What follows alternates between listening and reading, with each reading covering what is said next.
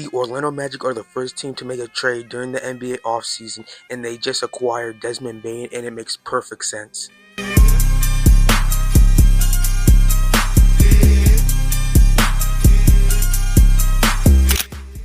With the NBA Finals still in play, the Orlando Magic wasted no time to get their guy in Desmond Bane, and this trade is very surprising because Orlando and Desmond Bane had no mutual interest in each other. It was mostly Trae Young, LaMelo Ball, Kobe White, Anthony Simons the Orlando Magic was really targeting, so this is what really made the trade more shocking. Now, the Orlando Magic did give up a little bit too much for Desmond Bane, but in their case, it is okay.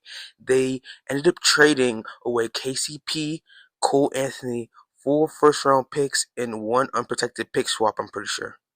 And also, if the Grizzlies were to make a trade, it would probably be for Ja Morant, as rumors came around during the season that Ja Morant was probably going to end up getting traded from the Grizzlies, or Ja Morant did end up wanting to be with the Grizzlies anymore. It's never been Desmond Bane, so this came out as a really big shock to see if the Grizzlies ended up making a trade. It would probably be for Ja Morant instead of Desmond Bane. Now, the one reason I feel like the Magic did end up giving away those 4 picks is because the Magic are not rebuilding.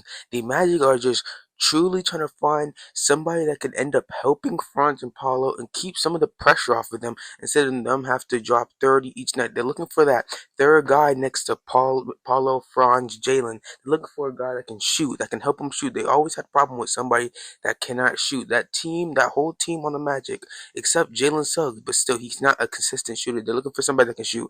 They're not trying to rebuild, so they technically don't really need those draft picks. And anyways, those draft picks, anytime they do have a draft pick, it doesn't really do them well. They don't really find any star at the draft yet, except Paulo from that, I'm pretty sure, 2022 draft. Now, I am kind of mad that they did end up trading that 16th pick, but the Magic still have the 24th or 25th pick and 2 second-round picks. So if they did want to go for somebody in the draft, they could end up packaging those 3 picks or a player in that first-round pick, or whatever they want to do, and they could still end up going for somebody high like a Walter Clayton Jr. or somebody they had an eye on in this draft. Now, like I said, I can see why people are mad at them giving away their fourth first rounds and saying that Memphis won the trade. To be honest, Orlando won the trade right now, but if we're talking in the long term, the Grizzlies did kind of end up winning the trade. If they're smart enough, they can end up flipping those picks for a higher player. For example, if they wanted to go for KD right now, they could at least prize those picks, put some players in there, or if they wanted to take the slow route, go into the draft, get good draft picks, and you never know, those draft picks can end up turning into stars. If they really just play their cards right, they could, in the long term, end up winning the draft, but you never know.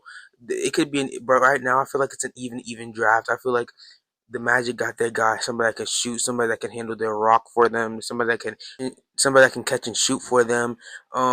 But like I said, I feel like it's an even trade right now. But like, if the Grizzlies play their cards right and end up drafting some good person, or use those draft picks in their um in their um in their term, end up trading for somebody like a KD, Giannis, whatever, then in the long term they could end up winning this trade.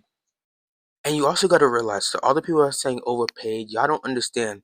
They're making a move to fill their gap in their offense to attempt a win now.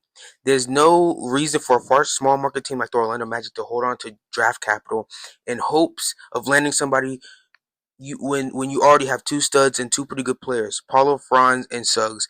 At this point, you got to take advantage of the window they have. So, to all the people that really think this is an overpay, you have to take advantage of the people that you have. And by landing 2 studs, I mean, you landed Tristan da Silva this year, and last year you landed Anthony Black. Some developmental projects that are getting up their way, but when you know you're not really landing that much people, and you have a chance to have somebody to fill in your gap, you have to just take it. And the one reason I feel like the Orlando Magic passed up on LaMelo Ball and Trae Young is I feel like the Orlando Magic never really wanted a big star. They just wanted a high-level role player to fit in with their young core with Paulo and Franz. Now, to be honest, I don't know how this trade is going to work out with Cole Anthony, knowing that they already have Ja Morant at their point guard 1, Scottie Pippen at their 2, and I don't know how they're going to feel about how Cole's going to feel about being a point guard 3. I don't know if they're going to move him around or maybe trade him to another team that does need a point guard. But I feel like in the terms for Cole Anthony, I feel like this trade doesn't really work out for him. Well, this was my take to the Desmond Bain to Orlando trade. Comment down below what you think about this trade. If you think it's good for Orlando, if you think Orlando's going to improve next season, if do you think this trade helps them get over the hump in the playoffs, and if you guys enjoyed this video, drop me a sub, drop me a like, and I'll see you on the next one. Peace.